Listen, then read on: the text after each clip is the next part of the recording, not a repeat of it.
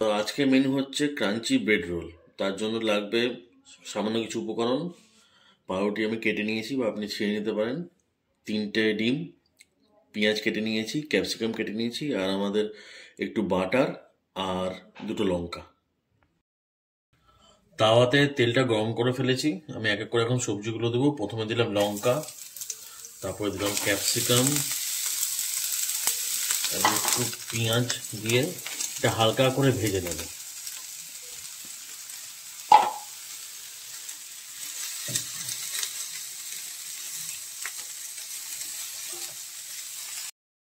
একটু লবণ দিলাম সামান্য, একটু স্বাদ অনুসারের মতো। একটু ভালো এটাকে একটু ভাজবো।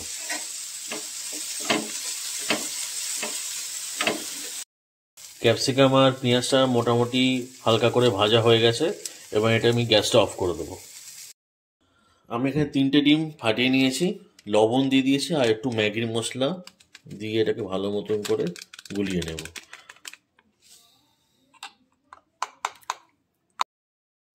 আমি তাওয়াতে তেলটা দিয়ে একটু গরম করে নিচ্ছি, আর তার সাথে একটু করে বাটার দিয়ে দিচ্ছি।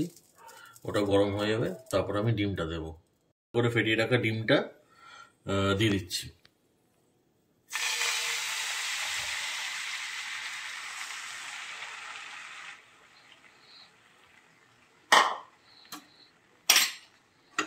আর এক এক করে কেটে রাখা পাউরুটিগুলো, সেগুলো আমি এক এক করে উপর উপর বসিয়ে দেবো। দেখুন আমি ব্রেডগুলো সুন্দরভাবে সাজিয়ে দিয়েছি। এবার একটু ওয়েট করব নিচের দিকটা যতক্ষণ না কমপ্লিট হচ্ছে। দেখুন আমি এটাকে পুরোপুরি উল্টিয়ে নিয়েছি আস্তে করে।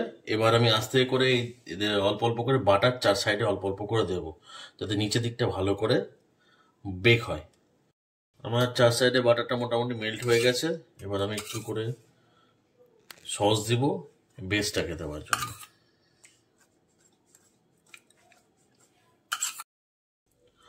দেখুন আমি আমার পুরো বেসটাতে সস লাগিয়ে ফেলেছি। এবার যে ভাজা ক্যাপসিকাম আর পেঁয়াজটা ছিল সেটা আমি মাঝখানে দিয়ে দেব।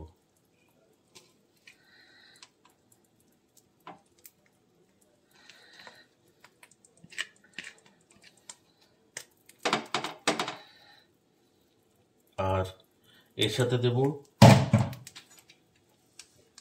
ম্যাগি মশলাটা অল্প।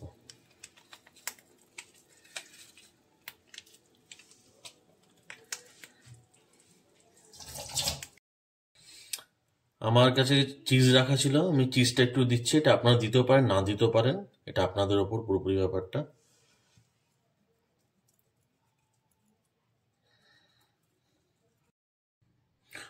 দেখুন আমি চিজটা গ্রেট করে দিয়েছি। এবার আমি আস্তে করে একটা ভাঁজ করে নিয়ে নেব, আস্তে করে ভাঁজ করে দেবো। এই দেখুন সুন্দরভাবে ভাঁজ করে নিলাম। এবার একটু আমি কিছুক্ষণ রাখবো যাতে চিজটা মেল্ট হয়ে যায়।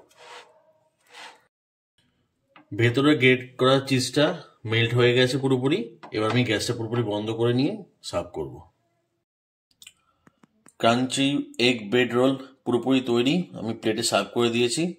আপনারা বাড়িতে ট্রাই করবেন, যদি ভালো লাগে কমেন্ট বক্সে জানাবেন। Thank you.